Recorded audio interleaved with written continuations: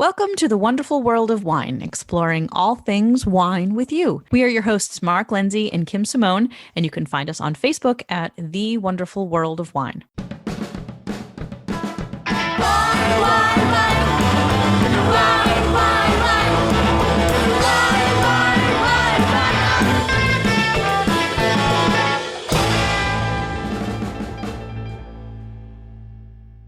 Hello, everyone, and welcome to The Wonderful World of Wine, continuing our December holiday edition. And today is the New Year's edition. And as Mark likes to call me, he likes to call me the bubbly queen. So we get to talk all about one of my favorite subjects today. We get to talk about sparkling wine. Yeah. So I want to say show. Thank you, Mark, for having the idea that we should do an entire show on sparkling wine. So, and I'm just reminded you, Kim, we have 30 minutes. So I know you can talk for hours on this subject, and I'm going to keep you in line. I don't have any champagne open in front of me, though. So, I mean, yeah, me either. We will, had a couple bottles, then I could definitely go on for hours and hours and hours. But okay, we'll keep it to a half an hour. Yeah. We want everyone to hear our tips on the sparkling wine and enjoy New Year's and ring out this year. Yeah. Let's say goodbye to 2020 and hello to 2021. And hopefully it'll be a better year for everyone. I know this has been a difficult year in so many ways for so many people, whether it is financially or health-wise. There might not feel like there should be a lot to celebrate, but if you do feel like celebrating, and then we hope everyone has something that they can look at that was positive this past year,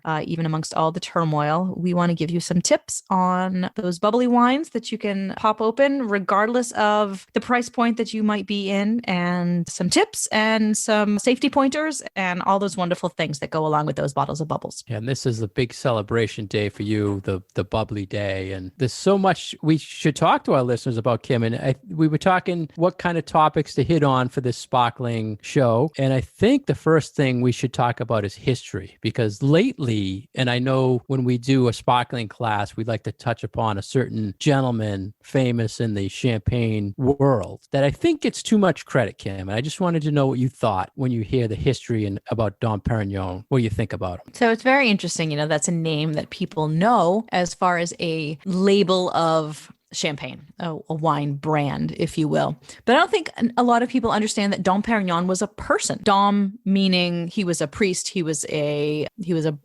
monk, and many hundreds of years ago, he had this sort of mythology built up around him that he was the creator of bubbly wine. There is a quote attributed to him after he tasted his first bottle of sparkling wine, said, "I am tasting the stars." But this is, like I said, it's a little bit more of like a legend. It's a little more of this like wine mythology and not necessarily wine history. Was he an important persona when it comes to wine history? Absolutely. Did he invent sparkling wine? No, he did not. He kind of a lot of listeners are like, idea. What are you talking about, Kim? I know, didn't invent it. So Dom Perignon is a bottle of very expensive champagne that's like $250 or so. You know, it's very, very good. But Dom Perignon was also a person, a monk.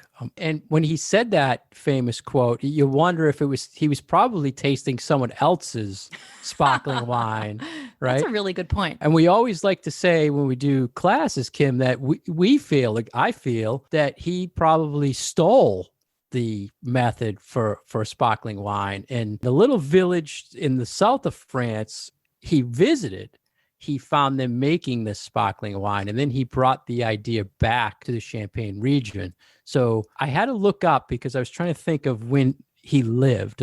Dom Perignon was 1638 to 1750, and he died in 1715. So the region south that he visited is famous for making sparkling wine first in 1531. So hundreds of years before he was even born. I know it's interesting because we have this association of Champagne with quality sparkling wine, but the region of Champagne did not necessarily start out trying to make that style of wine. They were originally known as an an area that had a lot of markets for cloth. So they were a cloth market. And the general consensus now is that what a lot of these cloth merchants would do would be they would sell some of their wine or even give away some of their wine as a promotional product in order to get people to buy their cloth. And that is how the wines of the region of Champagne came to be quite so popular, is because they were associated with this market area of really, really good quality cloth. And then eventually the wines came to be very famous too. The sparkling wines that, eventually became associated with Champagne were actually invented in the south of France, and they still make those bubbles down there these days. So the region in the south of France that we now believe that Dom Perignon visited and took the technology from there up to Champagne was called Limoux, and it is in the southern Mediterranean region of France, and they still make quite quality sparkling wines down there. So you can find wines that are bubbly and made in the traditional method, or sometimes you can even find them in the earlier method, which is called ancestral, which still has a little bit of like the sediment in the bottom of the bottle. They're very kind of rustic, but there's a lot of still really good quality sparkling wine from, as we've spoken in previous shows, from all over France, but specifically from the south of France. We do have some really nice quality wines. So, if you are looking for an alternative to a Champagne or to a Prosecco or to something from California, definitely check out those regions in the south of France, particularly Limoux. It's spelled Limoux, I believe, because they have some really wonderful sparkling wines down there. And you get a little bit of that sort of sense of history, a little taste of history, where these wines really were invented and have been produced and consumed for hundreds and hundreds of years. So the story I heard, Kim, is Dom Perignon goes to this village and visits them, discovers this style of wine. And some say, even though he was a monk, he had his way with the women down there. And then he went back to Champagne region. And now the people in the Champagne region are getting so good with their wine that people are saying, keep your textiles. We want the wine from you. So that's why all the wine houses then started forming. And that was like the 1700s. Yeah, 1700s. It was right around the time of the American Revolution. I always find it to be something totally fascinating to look at the timelines and to see when these champagne houses were established. And, when you study history, and especially when you study, I studied ancient history when I was in college. So that's always been an area that I've always been very, very interested in. So I have no trouble thinking back like, 2000 years, 2200 years. Yeah, no problem. So to think that it's like, it was only 250, 300 years ago, if that these really famous champagne houses were established. And we kind of think of things like Moet and Veuve Clicquot and Perrier-Jouët. We think of these names and we think of these places as having been around for so long. And, yes, they've been around for 250 years, but then I kind of like to think, they've only been around for 250 years. It's not like they've been around for 1,000 years. Right. So, I think it's kind of fun to think that this style of wine that is such an integral part of celebration and the living the life, like having the lifestyle, was not really anything that existed 300 years ago. So that's kind of one of those things I really find fascinating about history and about the human condition is, these things change and new things get invented. And yet it becomes such a part of our world that sometimes we don't think about how long they've actually been around for. Yeah. And I don't want our listeners to get the impression that Dom Perignon didn't do anything good for the sparkling wine champagne industry. He actually has a lot of credit with improving or using corks for the sparkling wine. He did a lot to improve the second fermentations of the sparkling wine. So he doesn't really get credit for that stuff, though, as much as being the inventor, which is totally not true. So right, it's so funny. Yeah, and people like he gets credit for the thing he didn't do. Yeah, but then nobody remembers the things that he actually did do. That were really good things that he improved on at the time. So that's a little history.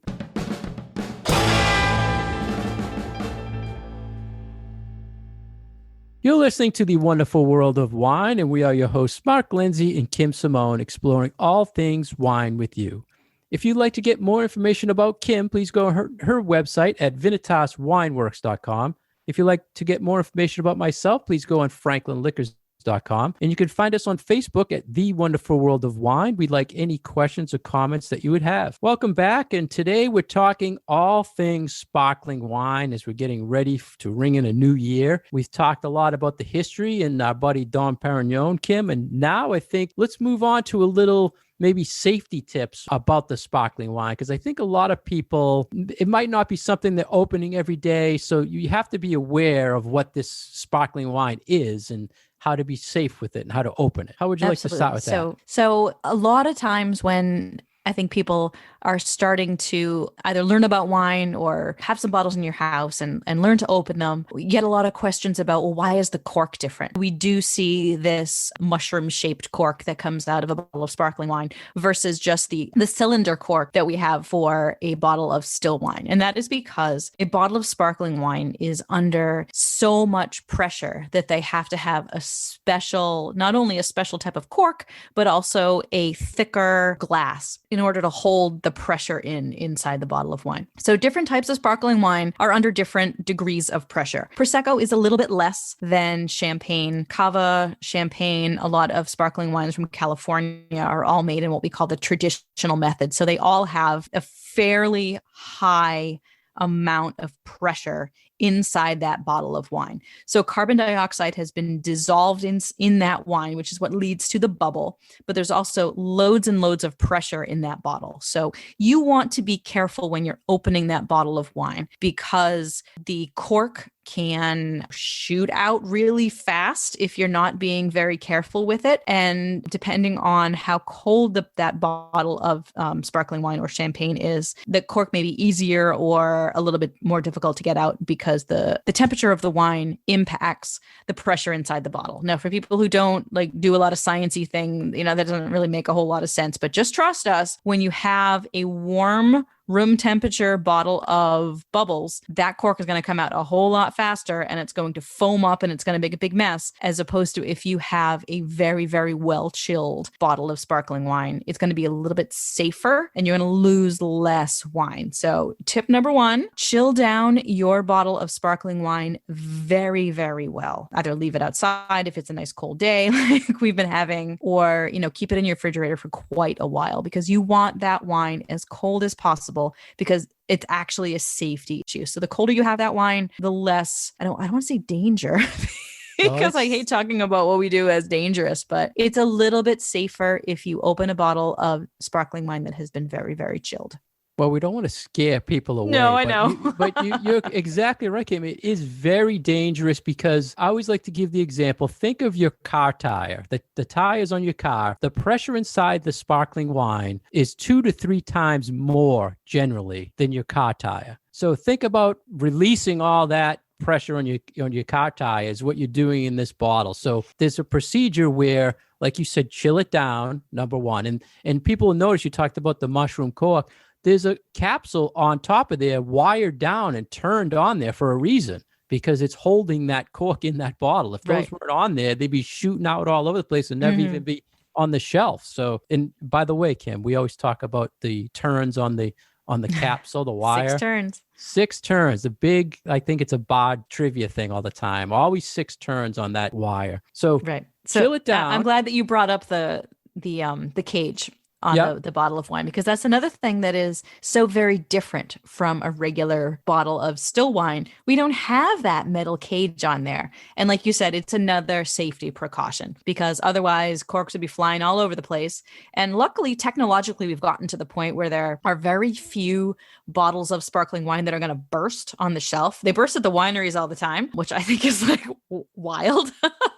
But by the time they get to the distributor or the retailer or your house, the glass is not going to bust open, but you do need to worry sometimes about when you open up that bottle of wine. So that's why that extra safety feature of that metal cage on top of the cork is there. Yeah. And be careful. And now you have this nice chilled bottle. You have to loosen the 6 turns on the cage. You loosen the cage. Then you want to keep your hand or your thumb on that cork. Absolutely. Because it can release at any time once that is off. Always recommend keeping it at a 45-degree angle facing away from your spouse, because you don't want to hurt or anybody. anybody else, Well, yeah, spouse, yeah. guests, Especially the children, spouse. pets, Ceilings. windows. My husband has a Angling. wonderful story that he loves to tell about once I knocked out a light bulb with a bottle of wine. I was opening a bottle of champagne and it popped and it flew and it hit a lamp and it knocked out the light bulb and it kept on going. So he loves telling that story about me. We have horror. I always get nervous opening. We've done it so many times, but I always get nervous. I have horror stories like you where I've done presentations and I blew them up in people's kitchens where the pressure was just too warm.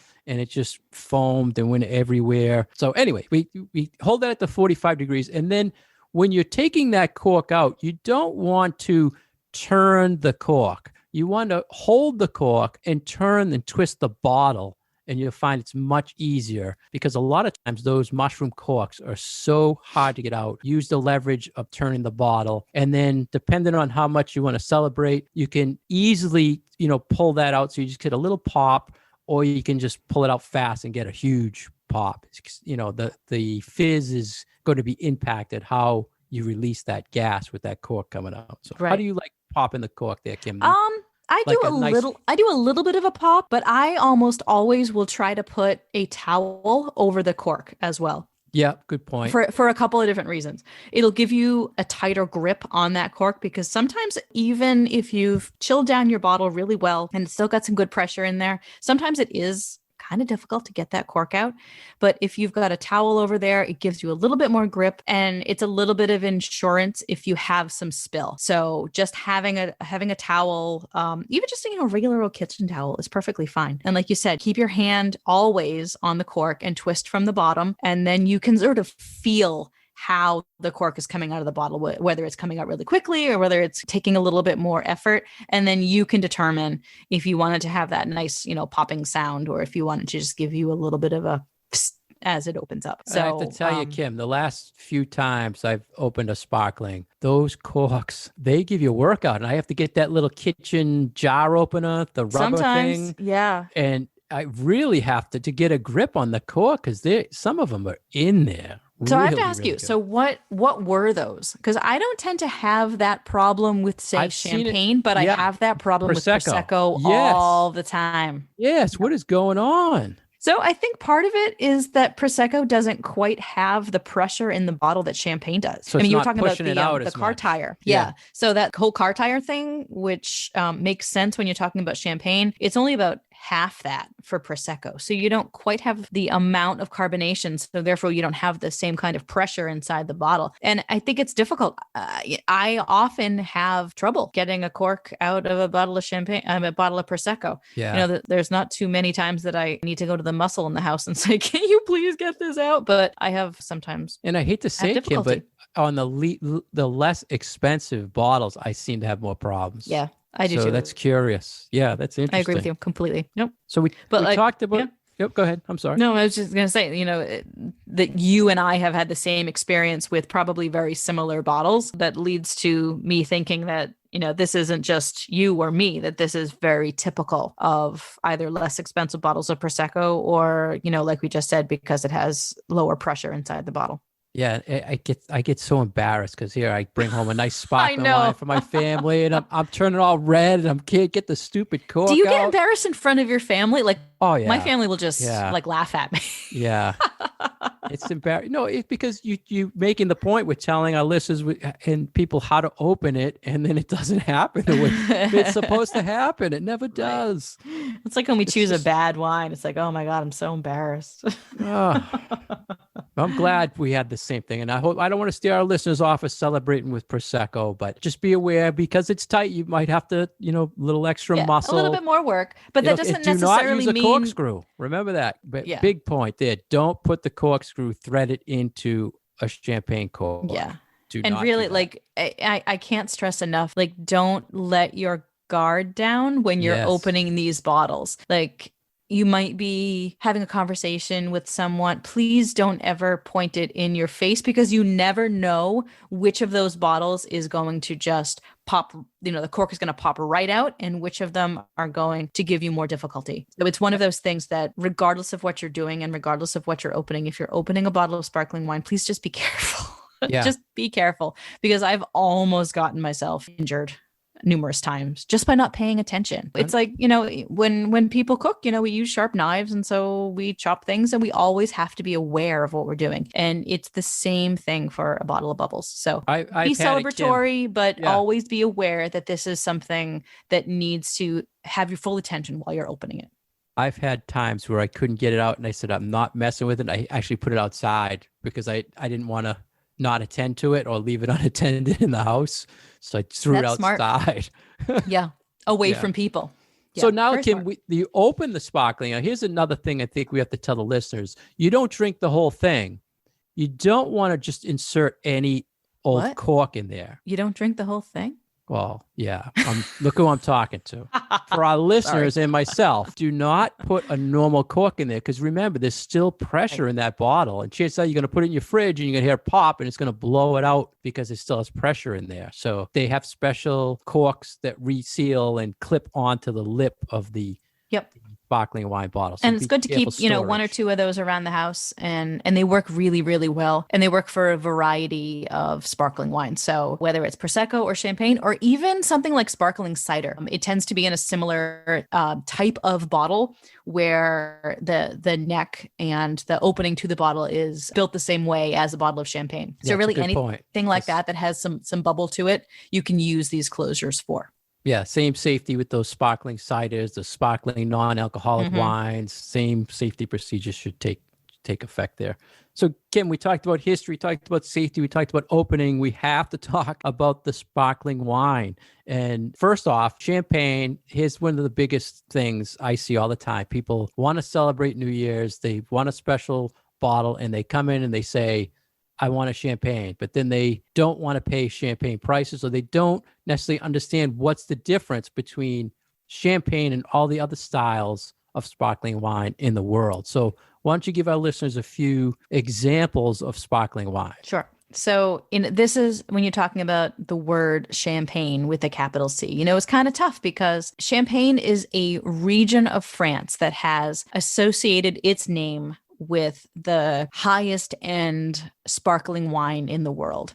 So when you see the word champagne on a bottle of sparkling wine, it is from the region of Champagne, with a few exceptions for some producers from California. But I like to view champagne with a capital C as kind of like a brand. We talk about, I hate to say this, but like Kleenex and tissues, those are products, but they are also brand names. So Champagne has kind of become its own brand, regardless of who the producer is. So you could talk about Dom Perignon, you can talk about Perrier Jouet, you can talk about Taittinger. Those are all champagnes that have houses and vineyards within the Champagne region of France. So therefore, they are allowed to put the word champagne on their label. These are wines that you will rarely ever see in a store for under $35 a bottle. That doesn't mean that there aren't other things with bubbles out there in the world that are delicious and made the same exact way, but they're not allowed to call themselves champagne.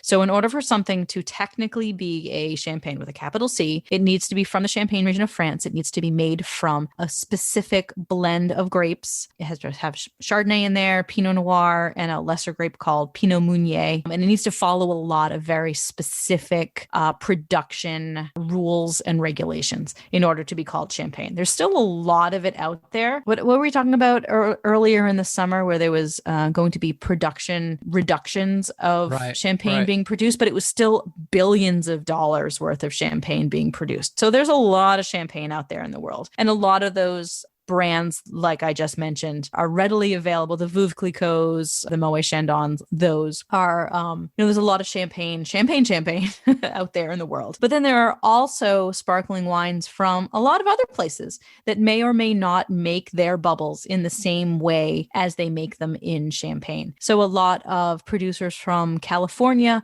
may or may not make their sparkling wine like Champagne. Prosecco is super popular these days. It's not made the same way as champagne, but you still end up with a wine with bubbles. Cava from Spain is another one that is very, very popular and is also made the same way that champagne is made, but with different grape varieties. We can go on and on and on and on, because there are other ones from other countries. They make them in Argentina, they make them in South Africa, they make them in other regions of France.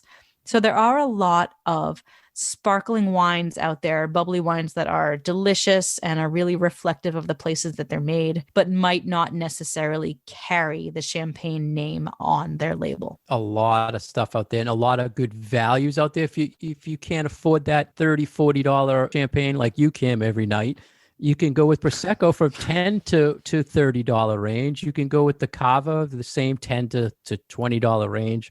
And they're fantastic sparkling wines, especially New Year's. A lot of times I see, Kim, is people, they just want to pop something. They want that celebratory. So they're going with the Andres and the inexpensive Prosecco because they might not even like sparkling wine, heaven forbid, right, Kim? But they want to celebrate. So there are so many choices out there. But if you want to enjoy something nice, there's a lot of, you mentioned, Prosecco. They have higher level of Prosecco.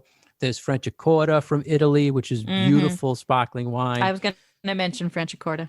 And Germany makes beautiful sparkling wine. So there's so much you can celebrate with. Did you have any tips, Kim, for our listeners on stuff you wanted to, sing out? I know you like Alsatian. You always talk about the Alsatian rosé sparkling. I kind of have some, I think, general price points for different categories of sparkling wines from all over the world that if people want to be a little more either paying attention to their budgets or wanting to get the best bang for their buck, if you want to do something in the under $20 range, but still have something that is really tasty and very celebratory, like you just said, Prosecco absolutely is the way to go. Even though it is probably the biggest brand out there, La Marca Prosecco with that light blue label is quite delicious. And, I don't usually sing the praises of really, really big brands, but I really like the La Marca. So it's a very fun, safe bet, really delicious. There are other producers of Prosecco out there that are kind of either under 20 or right in that $20 price range. I love Adami. Carpene Malvolti makes a really wonderful Prosecco. So there's a lot of good Prosecco, kind of $18, $19, $20 a bottle. You don't have to break the bank to have a good bottle of bubbles. If you want to do something a little bit more than that, like you were just saying, those Cremants, and especially the Cremants from Alsace, there's one that you carry in your store, Mark, that's a rosé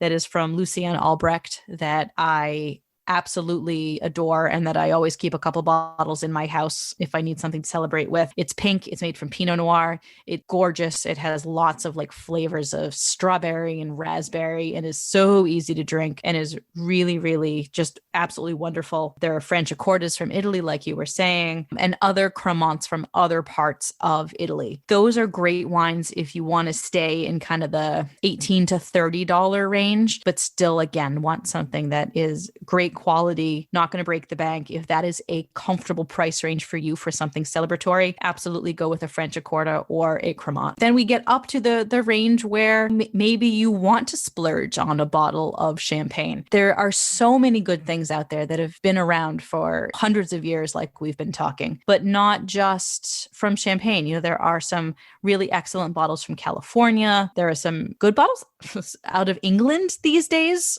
which I've really found to be quite pleasant and very much in the style of champagne. But you can't beat, I think, the old standbys. So somebody like Tattinger or Moet or my favorite Billecart Salmon, which makes a little bit of a higher end champagne, but they make beautiful Chardonnay champagnes. So I think once you get to that $50 price point, and if that's where you're comfortable being, there's really not a lot that's going to let you down. So there are really some really great house style champagnes from a number of different producers, depending on where you shop.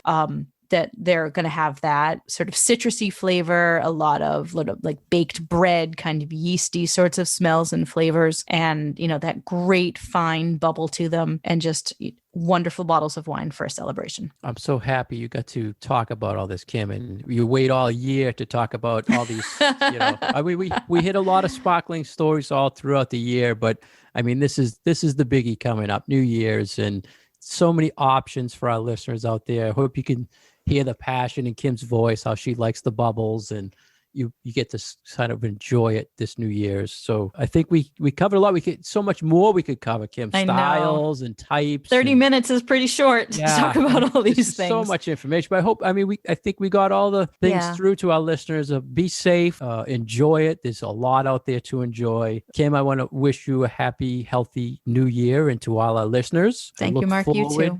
To doing this again next year in 2021, and hopefully we'll be drinking some wine again soon. Yeah, that's right. And hopefully 2021 will give us all sorts of new adventures. And I hope that we are tasting wine together at some point in 2021, Mark. And to our listeners, Happy New Year. Stay safe, stay home, enjoy, and be with your loved ones. And we hope to be talking to you again next year. Yeah, open that sparkling wine. That's right.